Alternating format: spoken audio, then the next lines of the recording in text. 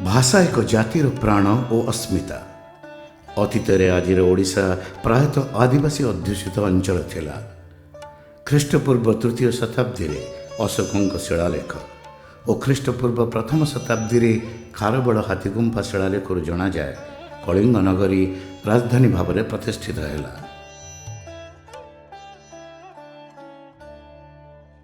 पंचम षष्ठ शताब्दी बेलू केन्दुझर रे राजा शत्रुभंज एक शैव मंदिर निर्माण करिथिबा असनपाट नटराज शिलालेख जना जाए, जार लिपि गुप्त ब्राह्मी, भाषा संस्कृत।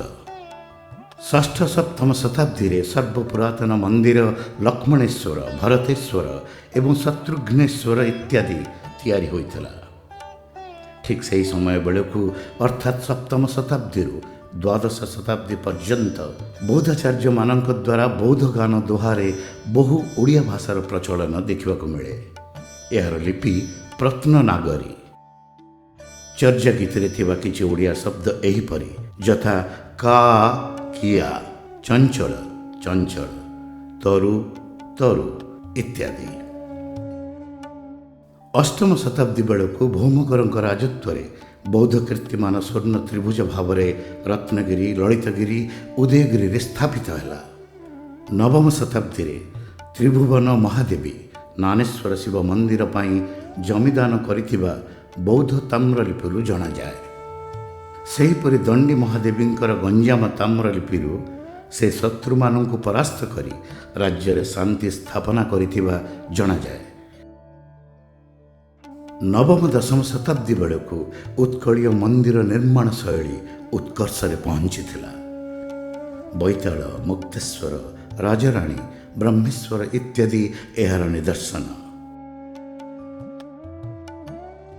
एकादश शताब्दी रे लिंगराज, द्वादश रे श्रीमंदिर, त्रयोदश रे कोणार्क सूर्य मंदिर और ढेंकानाल कपिलास मंदिर एवं चतुर्दश रे सोनपुर स्तंभेश्वरी मंदिर तैयारी होइथिबा अभिलेखरू जना पड़े। द्वादश शताब्दीर कथा। गंगवंशी राजा अनंत बर्मन चोड़गंग देव सोमवंशी राजा कर्णदेव को परास्त करी गंगवंशी राजा माने ओडिशा को प्राय 350 वर्ष शासन कले। 1436 रे गंगवंश पर कपिलेन्द्र देव सूर्यवंश प्रतिष्ठा करी निजको सम्राट बोली घोषणा कले एवं निजको गजपति, गौड़ेश्वर, नवकोटि कर्ण, आठकल वर्गेश्वर बोली घोषणा कले। तांक राजत्व काल रे ओडिशार अस्मिता एक परिचय सृष्टि कला। ओडिया भारत रे एक प्रमुख आंचलिक भाषा। उड्र मागधीरु एहार उत्पत्ति। ओडिया लिपिर आविष्करण पूर्वरु एकादश शताब्दी रे ओडिया भाषा को आमे प्रथमे देखिछु ऊर्जाम शिलालेख रे नागरी लिपि रे। मात्र ओडिया लिपि रे ओडिया भाषा को कपिलेन्द्र देवଙ୍କ शिलालेख रे प्रथमे देखिबाकू मिलिथिला।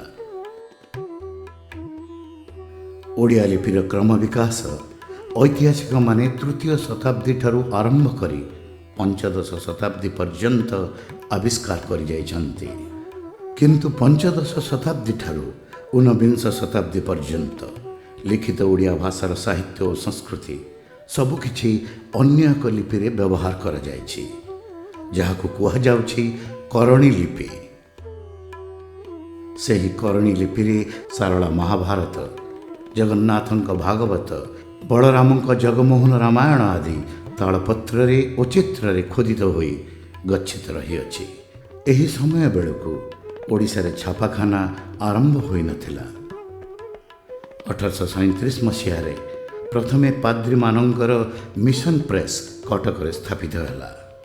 मिशनरी मानंक द्वारा 1849 रे ज्ञानऋण पत्रिका प्रकाश पाइला। ज्ञानऋणर 17 वर्ष परे आत्मप्रकाश कला उत्कल दीपिका। 1866 रु 1869 पर्यंत उत्कल दीपिकार निरंतर भावे 9 दुर्भिक्षर कराल चित्र मर्मस्पर्शी भावे प्रकाश पाई आसुला। यह केवल गोटे पत्रिका नथिला, एक जातीय आंदोलनर वार्ताबह थिला। 1868 रे भारतर सचिव स्टाफोर्ड नर्थकोट ओडिशा और आसाम को स्वतंत्र प्रशासन ପାଇଁ ସରକାରଙ୍କୁ ପ୍ରସ୍ତାବ ଦେଲେ। ଫଳରେ 1876ରେ କେବଳ ଆସାମ ଏକ ସ୍ୱତନ୍ତ୍ର ପ୍ରଦେଶ ଭାବେ ପ୍ରତିଷ୍ଠିତ ହେଲା। କିନ୍ତୁ ଦୁଃଖର ବିଷୟ, ସେତେବେଳେ ଓଡ଼ିଶା ଏକ ସ୍ୱତନ୍ତ୍ର ପ୍ରଦେଶର ସ୍ୱୀକୃତି ପାଇପାରିଲା ନାହିଁ। 1869 ମସିହାରେ ଜିଏ ଗ୍ରିୟର୍ସନ୍ ଭାରତୀୟ ଭାଷାକୁ ନେଇ କରିଥିବା ସର୍ବେକ୍ଷଣର ରିପୋର୍ଟ ପ୍ରକାଶ ପାଇଲା। ଏହି ରିପୋର୍ଟରେ ବଙ୍ଗଳା, ବିହାର ଓ ଓଡ଼ିଶା ସମ୍ପର୍କରେ ବିସ୍ତୃତ ଆଲୋଚନା ରହିଥିଲା। ମାତ୍ର ଓଡ଼ିଶାକୁ ସ୍ୱତନ୍ତ୍ର ପ୍ରଦେଶ କରାଇବା ଦିଗରେ କୌଣସି ଗୁରୁତ୍ୱପୂର୍ଣ୍ଣ ନିଷ୍ପତ୍ତି ଦେଖିବାକୁ ମିଳିନଥିଲା। ତେଣୁ ଉତ୍କଳକୁ ଏକ ସ୍ୱତନ୍ତ୍ର ପ୍ରଦେଶ ଭାବେ ଗଢ଼ି ତୋଳିବା ପାଇଁ ଉତ୍କଳ ସମ୍ମିଳନୀ ଜନ୍ମ ନେଲା। ଉତ୍କଳ ସମ୍ମିଳନୀ ସଂଗଠନର ପ୍ରତିଷ୍ଠା ଓଡ଼ିଶା ସମ୍ବନ୍ଧୀୟ ବିଭିନ୍ନ ସମସ୍ୟା, ବିଚାରଧାରା ଆଦି ଆଲୋଚନା ଲାଗି ହୋଇଥିଲା। ଉତ୍କଳ ସମ୍ମିଳନୀର ଦାବି ଥିଲା ସବୁ ଓଡ଼ିଆ ଭାଷାଭାଷୀଙ୍କୁ ନେଇ ସ୍ୱତନ୍ତ୍ର ଓଡ଼ିଶା ପ୍ରଦେଶ ଗଠନ।